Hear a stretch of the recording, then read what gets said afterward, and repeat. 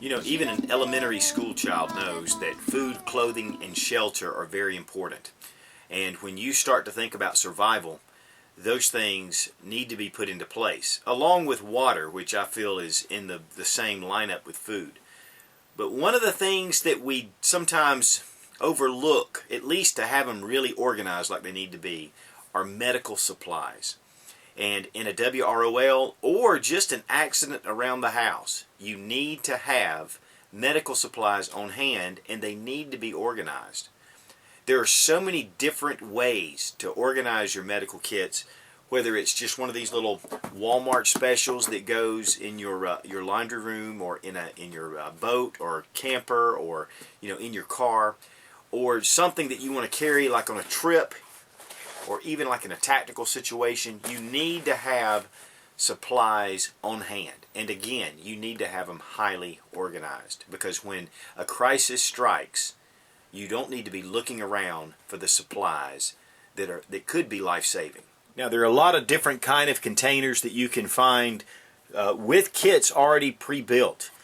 And those are great, especially if you have kids or if you need a Band-Aid. And one of the things that I call that kind of stuff, of course, and I know some of you guys have laughed about it before, are called boo-boo kits. And this is a typical boo-boo kit, which has your little Band-Aids and, some Motrin or some Tylenol, some little wet wipes.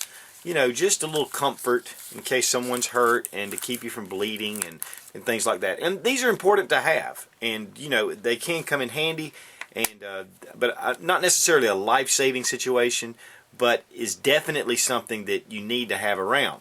And I keep a lot of these in my EDC kits or different things like that, survival kits, just to kind of have a little something. Now, I want to show you this individual kit in particular, because one of the things I like about, when you have a larger pack, is to have individual packs inside. It really keeps you organized and not just a bunch of stuff crammed into a big surface. You have to pull it all out.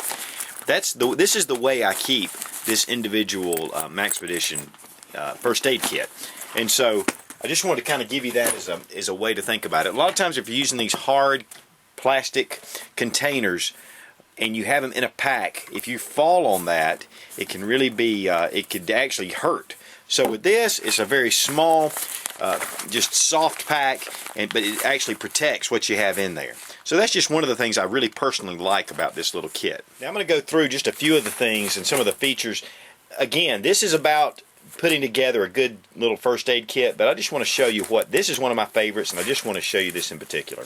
On the outside, you have this nice mesh pocket, and you can start to see what you have in here. That can be vitally important in a crisis or when you're in a panicky type situation, trying to get to the right things. And one of the things that I really like is having a lot of bulky dressings. I get these a lot of times at the gun show. You can get them at you can get them at survival outlets. You can also get this at Army, Navy, military surplus. But this can be used just as a bulky dressing to stop the bleeding.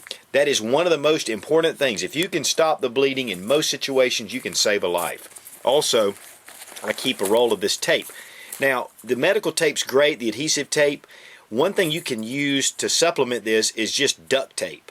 And yes, duct tape can be messy, but buddy, it will hold down whatever you're putting on there. And then I have a few Band-Aids here, because these are some things that if I have a real crisis, and I have a knife in here as well, but if you have a crisis, you can just get the bleeding stopped, grab some Band-Aids, you're fine. That'll kind of get you to a lot of the things that you need to get to. And then in the regular compartment, of course, it has the two zippers, so you can pull it open. And then here again, we have a mesh little compartment here, zippered compartment with two zippers. So we can go in here, and there's an ace bandage that you can see right away. Also, here's for splints or to tie up an arm or something. I have a pair of good scissors. One of the things that you want to make sure is you have some of these scissors that have this little protector. That way, when you are cutting clothes off of someone, if you need to, it keeps from injuring the person, the victim or the patient. And then I have just a pair of regular scissors for other things. A pair of gloves, which is important, and then also some more different kinds of gauze here. And then in this compartment here, this is a nice plastic see-through, and it's really it's reinforced with this fabric to make it very strong. And in here I have some Neosporin, some calamine lotion, Tylenol, and just some different, I even have some Ambisol in here in case you're out in the woods, just some antiseptics, different things like that. In fact, I even have a set of sutures in here in case you need to do some sewing, which you don't want to do if you don't have to, but when you're in the field and you're way away, it can come in handy. You need, though, if you're going to use sutures, you need to know how to use them. Again, go to USN ER Doc, and he has a guest guy, doctor, medic, that's on his channel that actually shows you how to suture. And he uses a pig's foot. And it's really incredible and very impressive. And you'll learn a lot.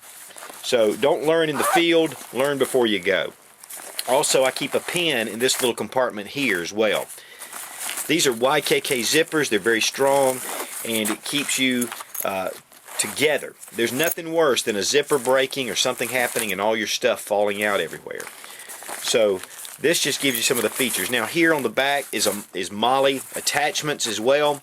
It has zip pull cords. The one thing I really like about Maxpedition, and I'll tell you, Tim sent me this from Maxpedition at my request, and I want to thank him for sending this to me to do this review.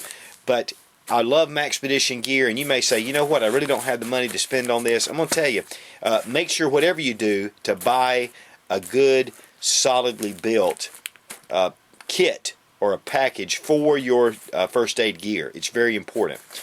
This material, but it makes it easier to compact, and I like that. But this can also be used just to throw in your pack. Here's a little grab handle. You can pull it out of your pack, grab it, and run with it.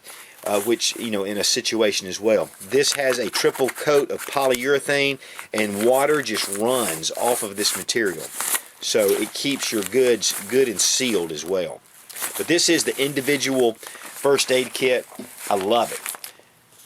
Of course, for more tactical situations, and I've got a review on this one, the fight kit, which is really impressive. This is probably one of my favorites.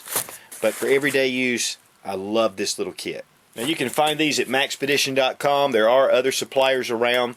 If you go to the Maxpedition website, they'll give you a 10% discount by using Such in the coupon code, just to save you a little money.